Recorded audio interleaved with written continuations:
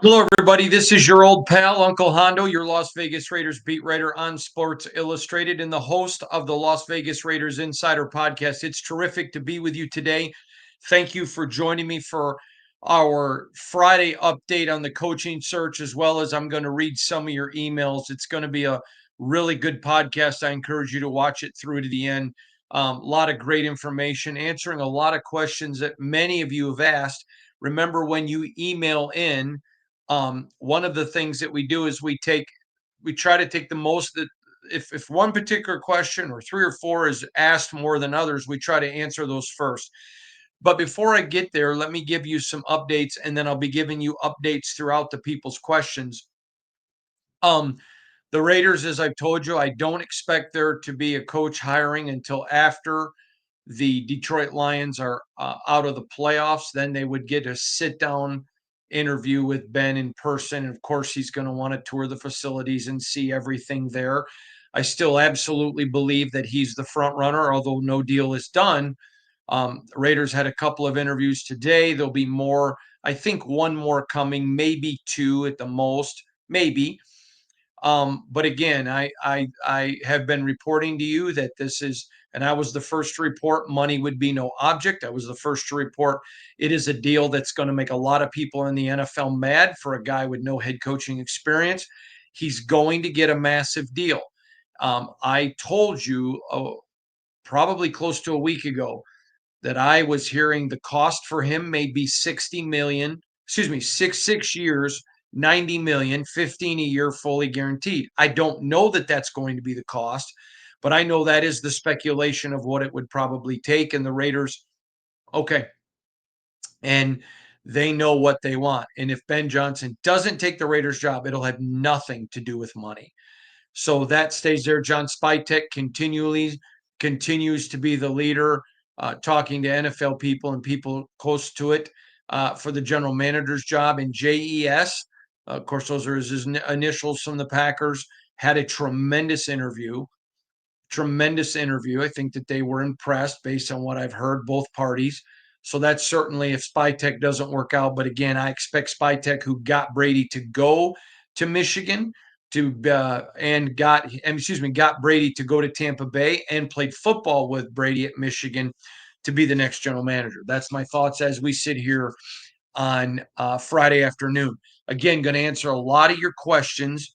So if you'll bear with me a little bit, I think you're going to have questions that um,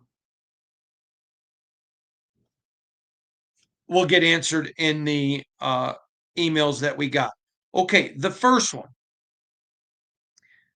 says to me, Hondo, each and every year since you've covered the Raiders, you've always answered a question about a surprise player coming up in the draft that maybe very few people were talking about, but could have a substantial rise.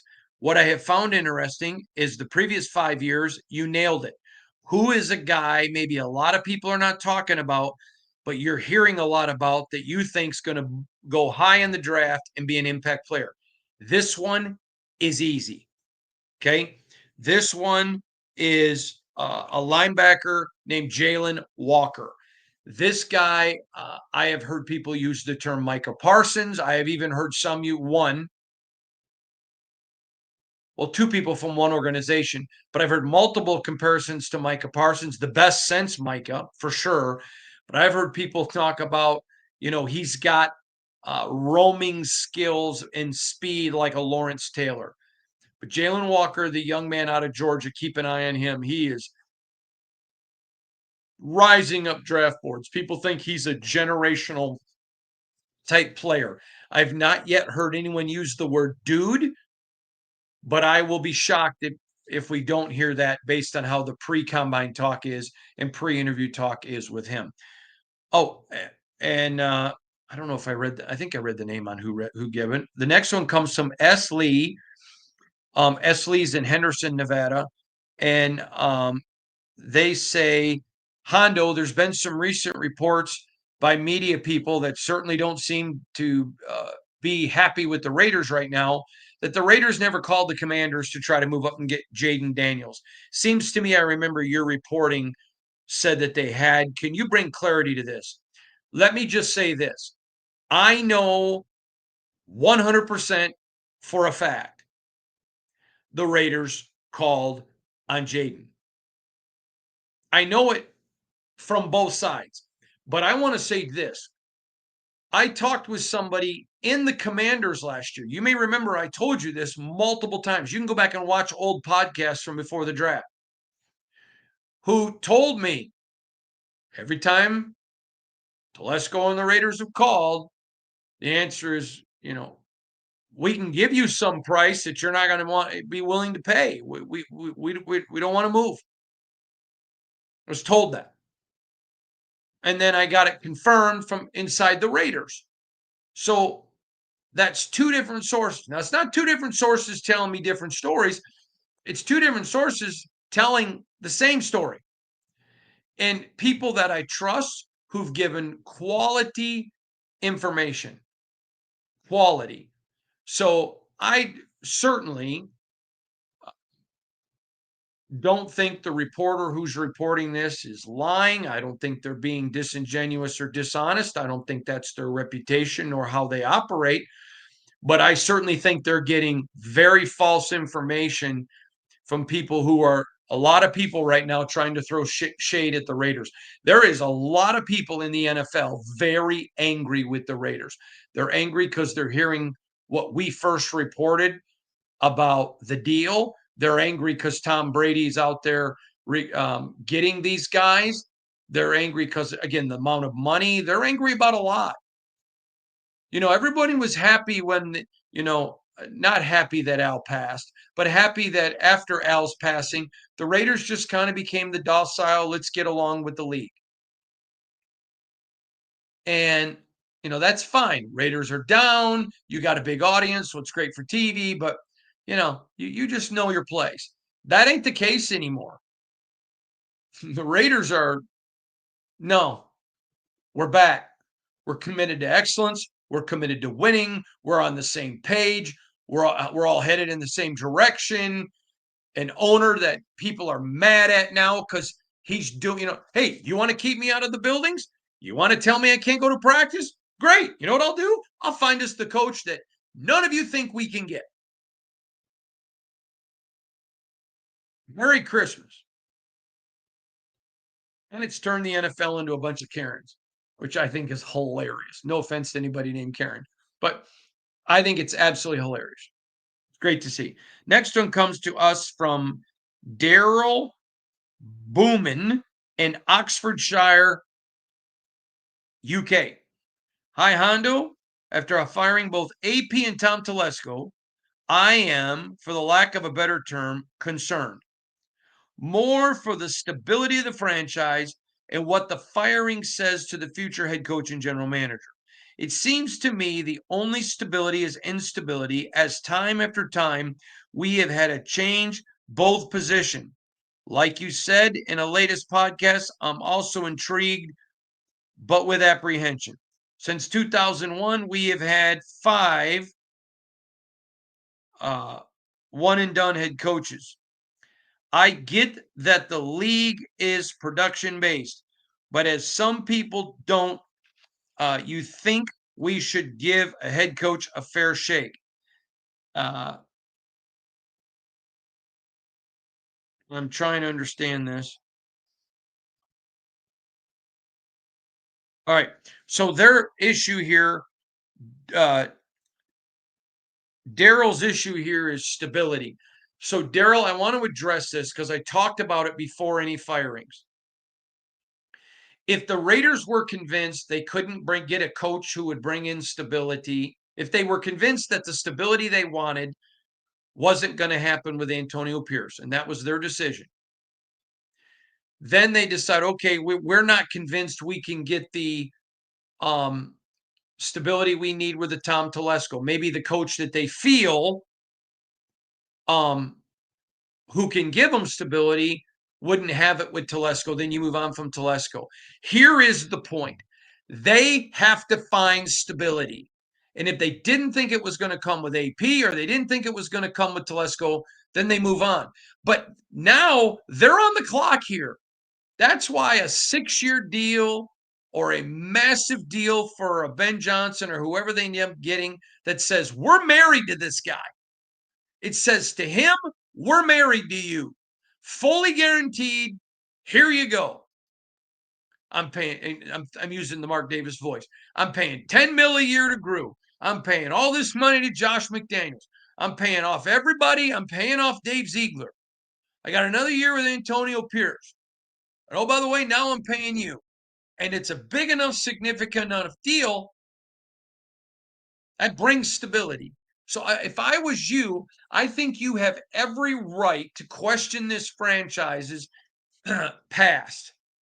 But I also think, though, because this is the first time with Brady, there is a deserved benefit of a doubt that they're making the right moves for that stability. Remember, Ben Johnson was the belle of the ball. There are a lot of teams that wanted Ben Johnson. Ben Johnson was not really into the Raiders. The Raiders wooed him. And to the Raiders' credit, they didn't go into this like, oh, we love you, Ben. We need you. No. They went in, we're the Raiders. We got a lot to offer. And then he wooed them. That's what I think is the importance here. I had a buddy who was in a relationship with somebody that very attractive, very wonderful lady, and she knew it. And so she would keep him all the time. Well, you better behave. Or anytime she wasn't happy, boy, he'd have to, I'm sorry. And it was just ridiculous. Okay. The Raiders aren't going around anymore. Tom Brady knows the heritage of this franchise, and he's going around strutting in the room. We're the Raiders. It's who we are. Of course, everybody's interested in us. Now, we got to show them we're making some changes. But he's not going in. My father used to call playing the poor, pitiful Pearl card. The whiny, no, stop it. I'm going to say this to you, Raider Nation. I really want you to hear me. I understand what the last 20 years have done to you. And so there's a lot of you young pups who think, well, we're just the lowly Raiders. Okay. And you know what? You may have been that over the last 20 years, but it's not who you are. In the days of the Raiders acting like they are the bridesmaid are over. You're the bride. You got people who grasp it, who understand it, who accept it. They know who you are. And they're acting like it. And they're presenting a plan. They're spending like it. They're recruiting like it. And they're acting like it. That's mammoth. Next one comes to us from James Orr in Fresno, California. Hey, Hondo, earlier this week after AP, but before Tom Telesco, you mentioned the Raiders had the beginnings of an implementation plan when AP was hired, but are going to have a thorough one for the first time when the new coach comes on board. Can you say more about what that means? Implementation plan is not a term I'm not familiar with. Yes. Now I have made this clear, and to the my best of my knowledge, no one else has reported this, and I reported this months ago. Months ago. The Raiders are going through the entire organization. So once they get a coach and they get a general manager, they're going to go through the entire organization. And they're going to look at it all. And they're going to be making changes where they do not believe the franchise is aligned to being the best. I've heard rumors around the league that, first of all, it's going to be every department. Let's make that clear. Every single department in the Raiders is going to be looked at. I mentioned before that I would not be surprised if there's in some departments some change, in some departments a lot of change. I could see a lot of change in the strength and conditioning department just based on things I've heard. It's not Hondo opinion, that's just what I've heard. But yeah, they're going to implement an entire plan. Here's the way we draft. It's not really Telesco and Ziegler did a really good job drafting. But here's the scheme we're drafting to. Here's what we want to do. Here's what we want from a strength and conditioning. Here's what we want from PR. Here's what we want from every department. It's implementing the whole team in one direction on one ship. That's what I'm talking about. They're going to be implementing a holistic change. And I would put it to you this way. I have a friend who has owned multiple McDonald's. And one thing that makes franchises like McDonald's work is you have to do everything the same way. I remember eating a Big Mac in Moscow when I visited Moscow. I've been there a couple times, and I remember eating a Big Mac in Moscow, and it tastes exactly the same as a Big Mac in Henderson. I don't eat them anymore. Love them. Don't eat them anymore. But it was the same. And with McDonald's, they will fine you and take your franchises if you do anything different than the next guy, because they want it to be at one team doing one thing. Finally, in the Raiders, in the first 5 years I've covered this team, I could give you a lot of stories. I'm not going to. I won't do it. There have been multiple times where it has appeared to me that this franchise was working in all different directions, where left hand didn't know what the right hand was doing, and it was just instability. And it was at times a little bit shocking. I could think of 4 or 5 times I was literally shocked. And I remember sharing it with Shannon. Wouldn't tell anybody else. I'm like, this is unbelievable. That ain't happening now. One people speaking one voice can accomplish anything. If you're a person of faith, you know that from the Tower of Babel. But if you're not a person of faith, it still is the same principle. One people speaking one language can do anything. That was something that Al Davis used to have the Raiders doing. It's something that you saw with Don Shula. It's something that you saw with Bill Belichick. It's something that you saw with Bill Parcells. That's what the winners do. You see it in Kansas City, and it's headed in that direction now. They're going to implement that. All right, here's the next one. And this comes from Jason Beaver in Portland, Oregon. Hondo, in my opinion, Tom is as good as any color commentator host, and I often hear you reference his level of success in other endeavors. What other accomplishment does the GOAT have on his resume? He is a highly successful businessman, very successful businessman. In fact, I have been told, although I haven't seen his taxes, that he's made considerable wealth in football and significantly more in business, not only with his TB12 brand, but with other business ventures. He is a tremendously successful businessman and a tremendously successful football player. Football player, and a tremendously successful color commentator. So great question there, Jason. Next one comes to us from Wesley S. Hondo, the work that Tom Brady has done these last few days has been energizing. Watching the Packers versus Eagles and Tom sporting a silver and black shirt, tie, and jacket combo had me in goosebumps. I can feel a shift in the force. I, I know that's not a question. I just thought Wesley, I'm a Star Wars nerd, so I thought that was great. Great input there, Wesley. And I think you're right. I think you're right.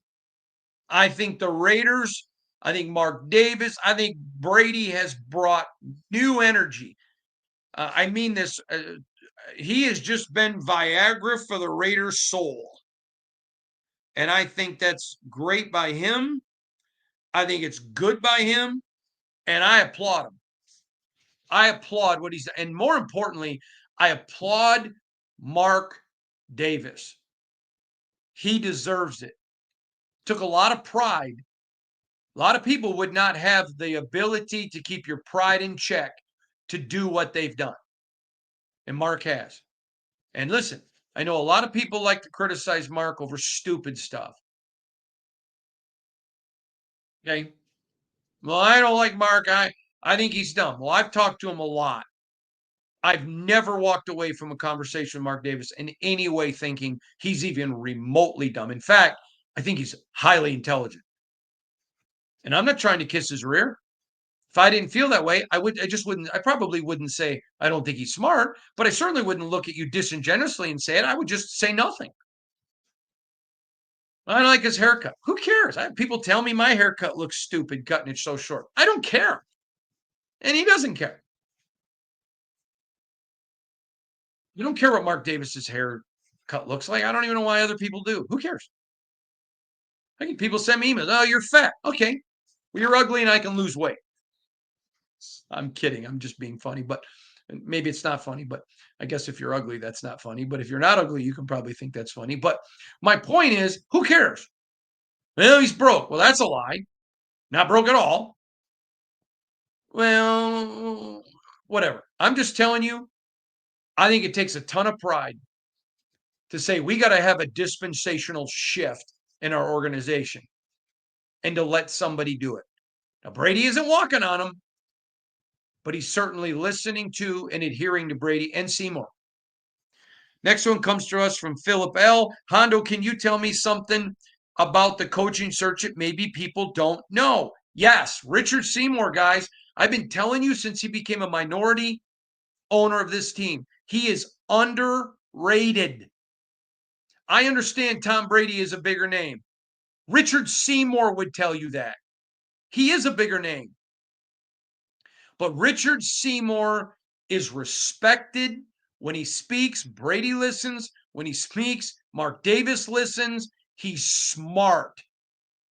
You can never have too many smart people in your ear. And I'm telling you, the Raiders are fortunate to have Tom Brady, and you're also fortunate to have Richard Seymour. He's a blessing to this organization. And by the way, great guy. Stand up, good guy. I really like Richard Seymour. All right, next one. This one comes to us from Tanya Wald King. She says, hi, Uncle Hondo. What a pleasure to finally meet you, your beautiful mom, Shannon and Dexter, and Lot J. Was super excited. She says, what happens now to all of our free agents? I believe we have 27. I really, really want Spills, Adam Butler, Merrick, Madison, Chason, Polamalu, Abdullah, and Coons. I mean, that is a lot if the new GM and head coach don't see any of our 27 in their plans. Is this really a possibility they will all be gone? No.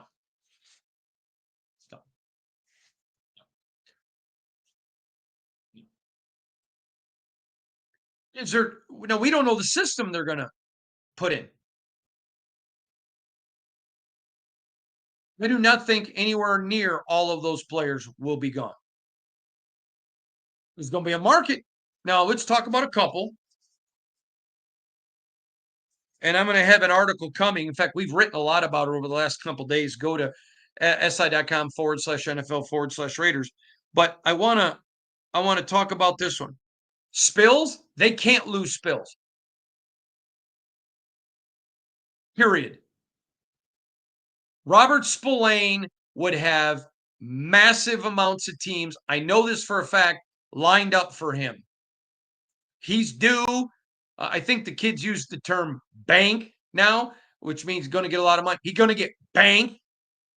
Great player, great guy. He is what you're trying to add all the time. You know, sometimes people say, well, get rid of this guy. Okay, well, how do you replace that? Well, trade Max Crosby. Are you kidding me? How do you replace that? Going and selecting a defensive end doesn't mean you replace Max Crosby. Okay, so let's talk about it. Spills, you got to keep. Pull him out. Dear Lord, you got to keep that guy. IPM, man. Love that kid. Amir Abdullah, great player, utility knife, does a lot. I could see the Raiders saying, you know what? We're going to go draft a guy. We've already got um, Zamir, who we think needs a shot here. I think he was Getzied. Too soon. Um, we're going to go draft a couple guys, or maybe retain Alexander Mattison, but we're going to be drafting a running back. And I could see them letting him go, but it's not because of lack of production or he's a bad guy. Amir is a terrific person and what a solid player. But what happens is you get up here towards veteran minimums, and then you got to start using salary cap balance. So I could see Abdullah, although I'm not calling for it. Certainly, I think you want him back. Go get a young back. Then you got Zamir Abdullah and a young guy, but it's all going to come down to dollars. Kuntz is the one here that I think we need to talk about. I know during the year, let me rephrase that. That's probably too strong of language. I believe during the season that the mentality of the Raiders is sign him to a 1-year prove it deal. But I've addressed this several times. I think there's going, because pass rusher, edge rusher is the most, other than left tackle and quarterback, the most coveted position in football. Okay. Now, he's been a Raider for 4 years. 3.5 of those were not productive. The last part for injury, and I get that. But he was super productive and took off after Antonio Pierce took over. And I thought that the Raiders would give him a very good 1-year deal, prove it deal. Just come back and show us you're playing the way that the 23 ended, and we'll give you the long-term deal. But talking to people around the NFL, I think somebody's going to offer him a 2-year deal as long as everything checks out physically. And I think there could be one team in particular so desperate for it that would overpay him with a 3-year deal. So do I think that Kuntz coming back is a given? No. Just because the Raiders have Max, they have Tyree, they could go re-sign K'Lavon Chaisson and go draft another one. But they have Snowden as well already there. So I don't think it's a given at all that Kuntz is back. I think they would like him back. I think they want him back.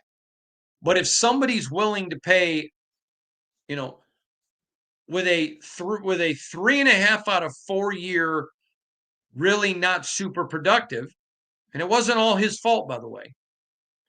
If somebody wants to go sign to a big deal, big 3-year deal, or even a monster 2-year deal, that's on them. And God bless them. I hope it works out, and I think it will, because I think Kuntz is a great. I don't think he's a good kid. I think he's a great. Now, please remember, I'm an old man, so when I call them kids, I don't mean it disrespectfully, but I could see it, and I could see the Raiders saying, "Yeah, that's not smart." If I'm the general manager, and I know how he looked amazing all through training camp. He looked amazing all through camp. I maybe would look at a 2-year deal, maybe. And that's only depending on if it's reasonable. I mean, reasonable for one of the most important positions in the NFL. I just could not see way overpaying for a 2-year deal or way overpaying for a 3. Just don't see it. I would offer him a very big 1-year deal with the caveat, just go to play a whole year like you did the last part of 23, and we're going to show you the money. That's what I think. That's what I feel. That's where I think it ends up. So I hope that answers. And it was, by the way, very nice to meet you and your husband, and Lot J. Thank you for taking time and saying hi, and thank you for your email. The next comes to us from Mike in Las Vegas. Good day. I was wondering about Patrick Graham and Scott Turner. Last year, Patrick was high on a lot of lists for potential head coaching jobs, but this year has not been. I have not heard a word. What are the chances both are retained and brought back? I realize the contracts are up, but thought the organization might want to retain at least Patrick. Well, I think the organization would love to have Patrick. I'm not so sure that Patrick wants to be back. It's very hard to get a head coaching job, even when you're doing well, and he has. It's very hard to get a head coaching job when you come from a losing organization. And I think that Patrick Graham understands, man, if I'm going to get a shot, I got to go to an organization that has a successful offense and is winning. My defense just can't carry the load all the time if I want to be a head coach. If I'm the Raiders, I pull a Brinks truck up and tell them we will make you the highest paid defensive coordinator. We will give you a 3-year deal. We will look at what we're doing. I would go sell them like you're going to sell Max Crosby.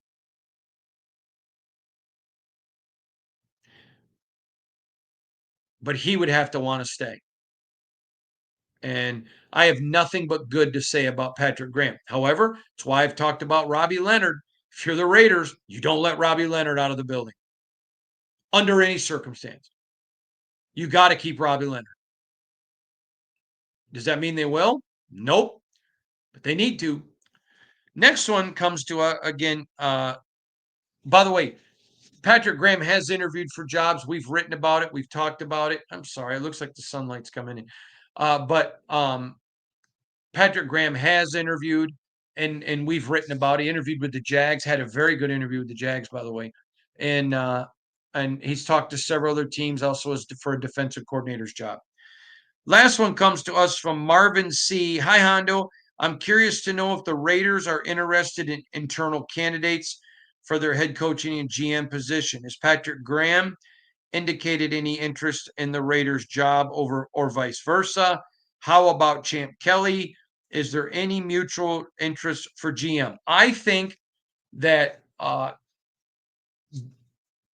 I think if there was a better chance of either Patrick Graham becoming head coach or Champ becoming GM, I think it would be Champ. And I'll get into more of that when this whole process is over. I'll get into a lot more on that question. So if you want to ask again, that's fine.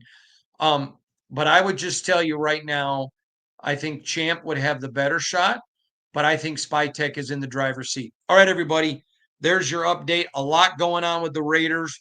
I really appreciate all of you. By the way, I don't even know how many stories we did today. I think it's going to probably end up in the 20s. All free content, si.com/NFL/Raiders. It's the best content that you can find. It's 100% free. Don't miss it. Get in there and enjoy it. Thank you all for reading. Thank you all for listening and being part. God bless each of you. Have a great day.